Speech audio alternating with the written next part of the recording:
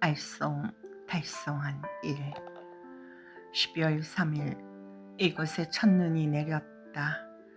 흩어지듯 내리는 눈을 바라보자니 떠오르는 얼굴이 있다. 아주 오래전에 이곳을 방문해 주셨던 은사님이시다. 눈 온 뒤에 이곳의 모습을 보시고는 어린아이처럼 기뻐하셨던 모습이 떠오르며 불현듯 꿈 생각도 다시 난다.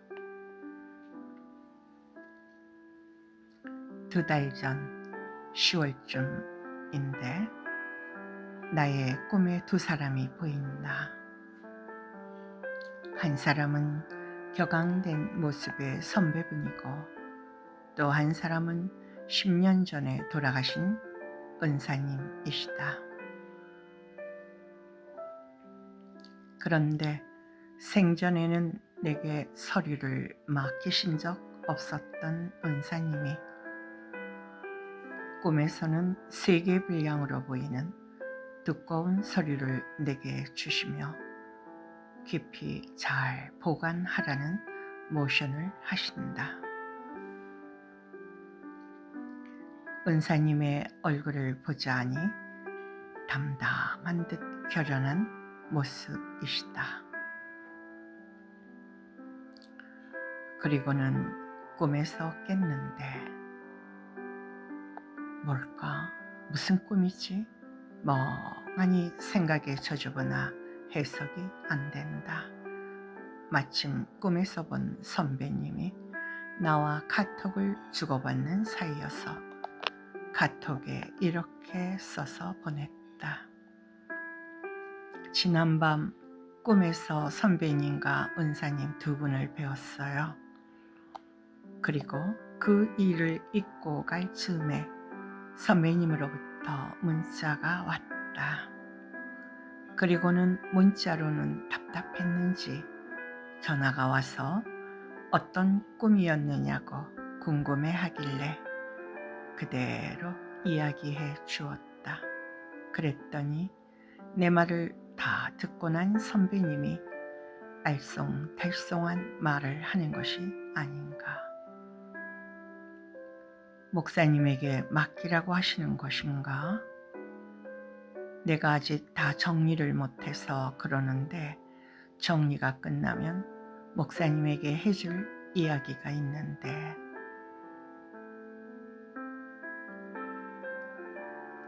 영문도 모르는 나는 이렇게 말한다. 내게요? 무슨? 라는 정도로만 마무리하고는 전화를 끊었다. 생전에 2분이 친숙한 관계라는 것은 알았지만 그 이상은 난 아무것도 아는 것이 없다.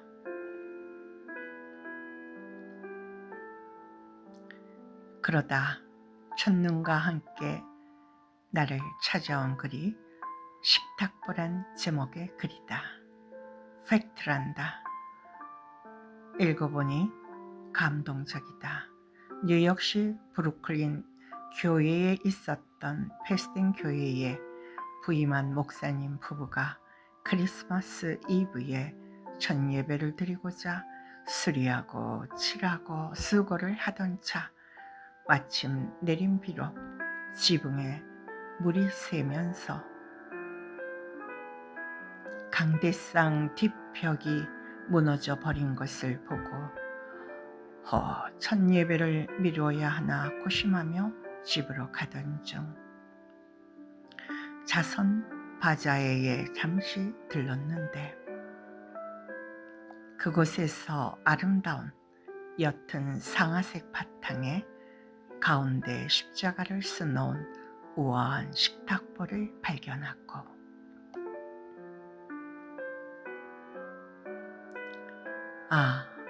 이것으로 무너져버린 강대상 벽을 덮을 수 있겠구나 생각하고 그것을 사서 급히 교회로 되돌아갔다네요.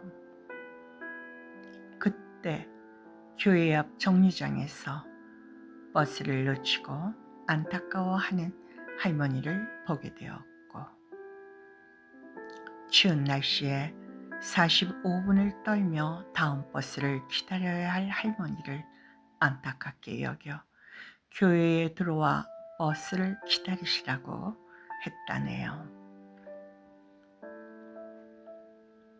목사님이 사갖고 간 식탁보는 무너진 벽에 잘 맞았고, 수놓은 십자가가 교회 분위기와 그렇게도 잘 어울렸다는데, 추위를 피하여 교회에 들어와 계시던 할머니가 뒷자리에서 목사님이 구입한 식탁보를 보더니 35년 전 오스트리아에서 자신이 직접 만든 것이라며 끝에 EBG라고 수놓은 글자가 있느냐고 묻고는 자신을 이렇게 소개했다네요.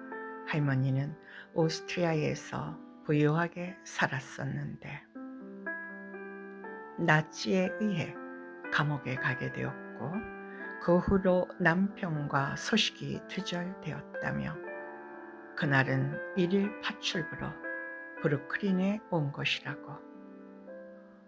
이 말을 들은 목사님은 그럼 식탁보는 할머니의 것이니 드리겠다고 했더니 그건 아니라며 거절을 하시니 도리가 아닌 것 같아 할머니를 집까지 모셔드렸다고 하네요.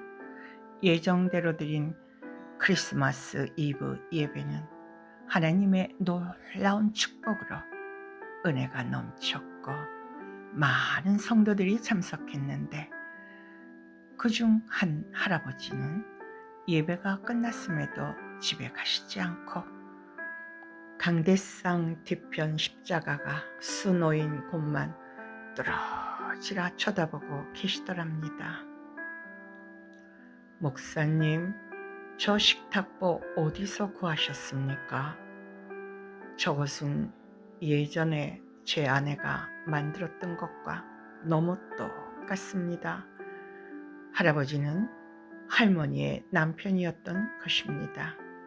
그날 할머니 댁으로 할아버지를 모셔간 목사님 내에는 생애 최고의 크리스마스 가족 상봉이 이루어지는 것을 보았다고 합니다. 이 글을 읽으며 하나님의 역사하심은 참 신비하시다 라고 느끼게 됐네요. 할머니, 할아버지의 기도를 들으신 사랑의 하나님께서 만남을 주선해 주신 것 아니겠어요? 할렐루야. 흩날리는 눈발을 바라보며 꿈을 생각하며 하나님께 이렇게 아뢰었지요. 오 주님, 나의 알쏭달쏭한 꿈이 정녕 하나님으로부터 비롯된 것이라면 선배님의 알쏭달쏭한 말도 하나님으로 말미암아 알게 되리라 생각합니다. 하늘에서 하나님의 뜻이 이루어진 것 같이 땅에서도 하나님의 뜻이 이루어지게 하소서. 우리를 시험에 들게 마옵시고 다만 악에서 구해 주옵소서. 아멘. 내게서 알쏭달쏭한 일이 어찌 그뿐이랴. 이제 15일 후 12월 20일이 되면 우리가 이곳에 온 지도 만 24년이 된다. 허허, 어느덧 그리 되었네. 감사함으로 나도 모르게 이런 고백을 하게 된다. 하나님의 사랑이 우리 부부를 강력하게 붙들고 온 24년이었다고. 그러나 그렇게 붙들림 받아 한 걸음 한 걸음 주님 붙들고 걷고자 했어도 앞길을 다 알고 걷는 것이 아니다 보니 알쏭달쏭한 일이 왜 없겠는가. 요사이도 20여 년 전에 있었던 일에 대해 뭘 하실는지 주의 말씀을 듣고자 하여 하나님께 바짝 다가가고 있다. 숙제 같았던 그 일에 대해 식구들이 내가 잘못 알았다고들 하니 알쏭달쏭한 일이 되었기 때문이다.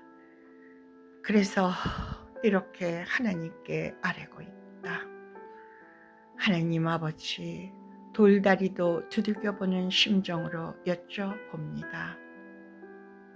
지난 20여 년 동안 숙제로 갖고 있던 이 산지를 내게 주소서에 대하여 하나님의 확실한 뜻을 알고 싶습니다. 아버지, 하나님의 뜻이오거든 제게 확실한 증거를 주옵소서. 그러나 하나님 아버지, 행여라도 나무라지 마소서. 제가 산지를 찾아가기가 싫어서 그러는 것이 아닙니다. 정말 내가 잘못 알았나 알쏭달쏭하여서 확신에 거하고자 아뢰는 것입니다. 또 한 가지 더 여쭙습니다. 혹시 집 앞 폐교를 우리에게 허락하실 뜻이 있으십니까? 기도의 용사인 여종이 기도해 보라고 합니다. 저는 한 번도 생각해 보지 못한 일이나 하나님의 여종의 말에 순종하고자 기도합니다.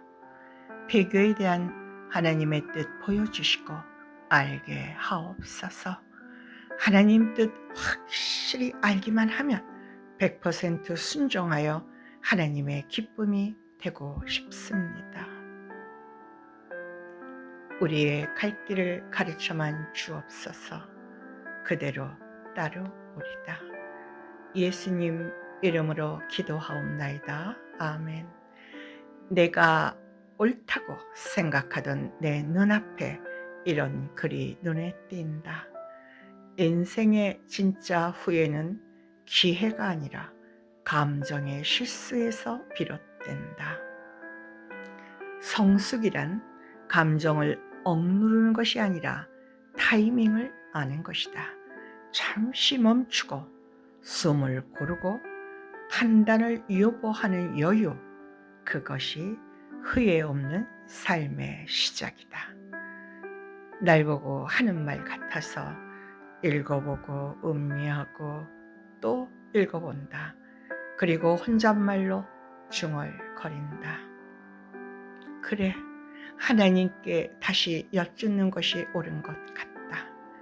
내가 옳다, 내가 맞다, 그렇게 주장하는 것만이 능사가 아니지 않나. 나는 불완전한 인간으로서 실수도 있고 잘못 알 수도 있으니, 그러나 확실한 증거로 답을 얻게 되면 그때는 주체 없이 행하는 것이다. 그리하여 요사이 말씀, 기도, 침묵으로 일관하고 있는 중이다. 그리고 보니 나에게 있어서 침묵의 의미는 알쏭달쏭한 일을 확신에 거하기 위해 하나님의 음성을 듣고 싶어서라고 하나 더 첨가해야겠네요. 할렐루야.